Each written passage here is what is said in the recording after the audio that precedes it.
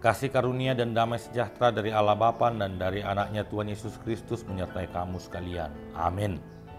Firman Tuhan yang menyapa kita pada hari Senin tanggal 18 Juli 2022 diambil dari 2 Timotius 4 ayat 5. Tetapi kuasailah dirimu dalam segala hal, sabarlah menderita, lakukanlah pekerjaan pemberita Injil dan tunaikanlah tugas pelayananmu. Demikian firman Tuhan.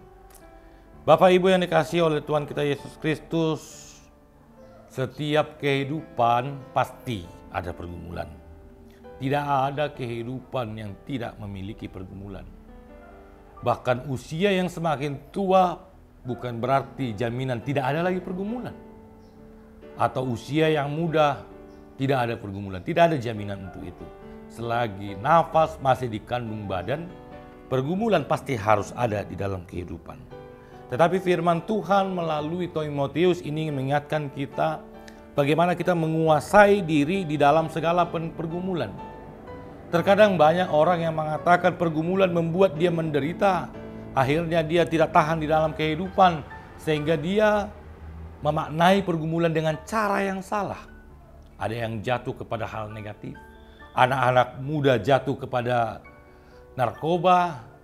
Bahkan orang tua mencari jalan pintas, bahkan ada orang yang sudah putus harapan karena tidak dapat menguasai dirinya di dalam menghadapi pergumulan, dia mengakhiri hidupnya. Di situ persoalannya. Firman Tuhan mengingatkan bagaimana kita menguasai diri menghadapi segala pergumulan. Sabarlah menderita. Kata sabar bukan berarti sabar hanya sebentar. Tetapi sabar adalah sifat yang kontinu, sifat yang terus-menerus. Artinya ketika kita mengalami penderitaan, kata sabar memberikan hati yang lapang dan memberikan jiwa yang menerima. Tetapi kita jangan lupa, selanjutnya dikatakan lakukanlah pekerjaan pemberitaan Injil dan tunaikanlah tugas pelayananmu. Artinya di dalam pergumulan kita bukan berarti kita hidup dan tidak berbuat apa-apa. Kita sabar di dalam penderitaan, kuasai dirimu, bangkit di dalam penderitaanmu, dan teruslah melayani. Arti kata melayani, teruslah hidup, teruslah menjalani kehidupanmu, apapun pekerjaan Bapak, Ibu, dan Saudara yang terkasih. Tetapi penderitaan tidak membuat Bapak, Ibu berhenti di dalam pekerjaan. Tidak mudah menyerah. Tetapi penderitaan itu semakin membuat Bapak, Ibu semakin memberikan kekuatan bahwa suatu saat Bapak Ibu pasti akan dapat menyelesaikannya. hampir mirip dengan orang yang sedang ujian di dalam setiap sekolah. Ketika SD, kita akan merasa sulit ujian itu. Tetapi ketika kita sudah sampai kepada bangku SMA, kita melihat soal anak TK atau anak SD, kelihatannya gampang. Karena apa? Karena Bapak Ibu sudah melewati ujian itu. Seperti itulah proses kehidupan. Kalau kita melihat ke belakang, kita mungkin tidak akan menyangka dapat melewati ujian, melewati kehidupan, melewati pergumulan. Tetapi Tuhan memampukan Bapak Ibu melewati itu. Oleh sebab itu ketika Bapak Ibu mengalami penderitaan, Bapak Ibu mengalami pergumulan, kuasai dirimu. Lihat ke belakang bahwa Bapak Ibu pernah melewati segala macam pergumulan.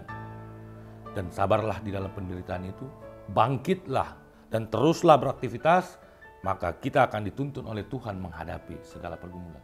Sabarlah di dalam penderitaan Bapak Ibu, kuasai dirimu, dan lakukanlah pekerjaan itu. Pemberitaan Injil yang terbaik bukan berkhotbah, tetapi melalui pola kehidupan kita adalah Injil.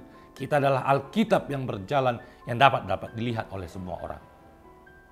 Oleh sebab itu Bapak Ibu, yang pertama tadi, kuasai diri, kita hidup di dalam pergumulan itu, tetapi kita bangkit di dalam pergumulan itu. Maka ketika kita mampu melewati itu, kita adalah Alkitab yang berjalan, yang memberikan penerangan, memberitakan Injil kepada orang yang sedang mengalami pergumulan. Oleh sebab itu khotbah yang hidup ketika saudara kita mengalami pergumulan, bukan dengan mengatakan sabarlah ya Eda, bukan seperti itu. Tetapi ketika Bapak Ibu bisa menunjukkan Bapak Ibu bangkit dari keterpurukan, mereka yang mengalami keterpurukan dapat belajar dari Bapak Ibu, dari pola hidup Bapak Ibu yang bisa melewati pergumulan. Selamat menghadapi pergumulan, Tuhan Yesus memberikan kekuatan. Selamat beraktivitas Bapak Ibu, tetap melakukan protokol kesehatan yang ketat. Setia memakai masker, rajin mencuci tangan, dan menjauhi kerumunan. Tuhan Yesus memberkati. Amin. Mari kita berdoa. Terima kasih Tuhan, kami telah mendengarkan firman-Mu.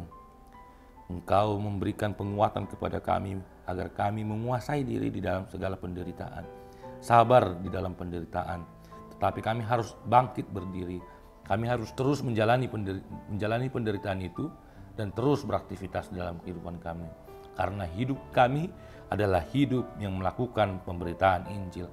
Bahwa dalam tuntunan-Mu kami berhasil melewati pergumulan itu. Kuatkan kami agar kami dapat melewati pergumulan itu. Di dalam nama anak-Mu Tuhan Yesus Kristus kami berdoa dan ucap syukur. Amin. Anugerah dari Tuhan kita Yesus Kristus dan kasih setia dari Allah Bapa dan persekutuan dari Roh Kudus menyertai kamu sekalian. Amin.